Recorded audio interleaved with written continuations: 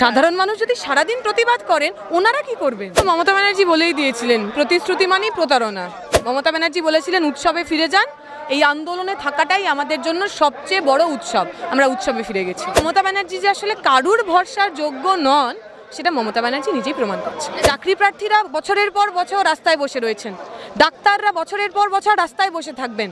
তাহলে এই যারা সরকারি লোক রয়েছেন, যারা নির্বাচিত হচ্ছেন, যারা ট্যাক্সের টাকায় লালবাতি নীলবাতি লগিয়ে ঘুরে বেড়াচ্ছেন, তাদেরকে আমরা প্রশ্ন করবো না তাদের কাজটা কি?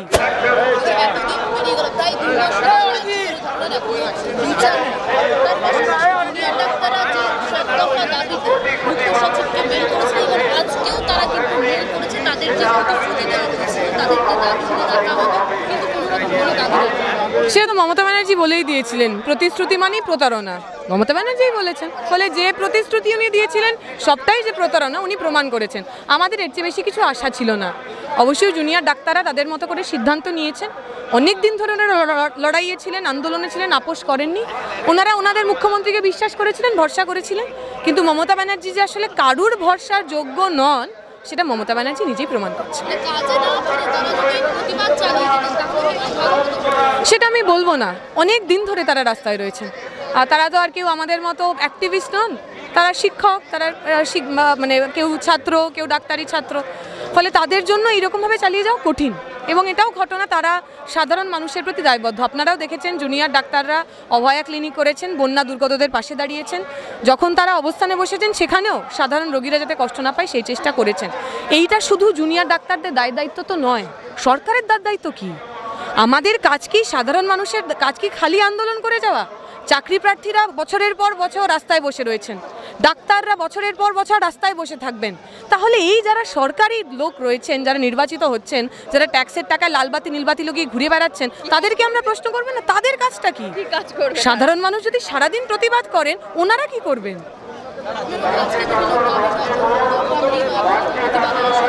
আমরা পরিষ্কার কথা বলছি, তিলোত্তমাকে ভুলতে দেব না। মমতা ব্যানার্জি বলেছিলেন উৎসবে ফিরে যান, এই আন্দোলনে থাকাটাই আমাদের জন্য সবচেয়ে বড় উৎসব, আমরা উৎসবে ফিরে গেছি। পুজো এলে ওনারা ভুলে যাবেন, ওনারা তো এমনিতেও বন্যা এলেও ভুলে গেছেন, এখন ত্রিপল টিপল গোনাতে ব্যস্ত হয়ে গেছেন। পুজো এলে কার কাছ থেকে কাটমানি খাবেন, কার কাছ থেকে তোলা তুলবেন, সেগুলোতে ব্যস্ত হয়ে যাবেন। সাধারণ মানুষের সে দায় নেই।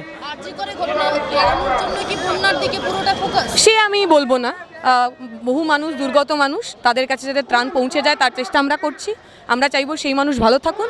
কিন্তু এই যে ডিভিসির জল ছাড়া তাতে পশ্চিমবঙ্গের প্রতিনিধিরা তারা সায় দিলেন না, এই প্রশ্নগুলো তো আমাদের করতে হবে। তারিখ পে তারিখ, এবং পিছলো কেন? কারণ রাজ্য সরকার বললেন তাদের আরও সময় চাই। আমার প্রথম দিন থেকে বলছিলাম মমতা ব্যানার্জিরা চান না সঠিকভাবে বিচার হন। তারা মাইকে দাঁড়িয়ে গল্প দেবেন, গাল গল্প দেবেন যে এক্ষুনি ফাঁসি দাও, তক্ষুনি ফাঁসি দাও। আসলে তারা বিচারটা চান না। বাংলা হান্টের আরও খবর দেখতে নজর রাখুন। বাংলা খবর মানেই বাংলা হান্ট। বাংলা হান্টের আরও খবর দেখতে নজর রাখুন। বাংলা খবর মানেই বাংলা হান্ট।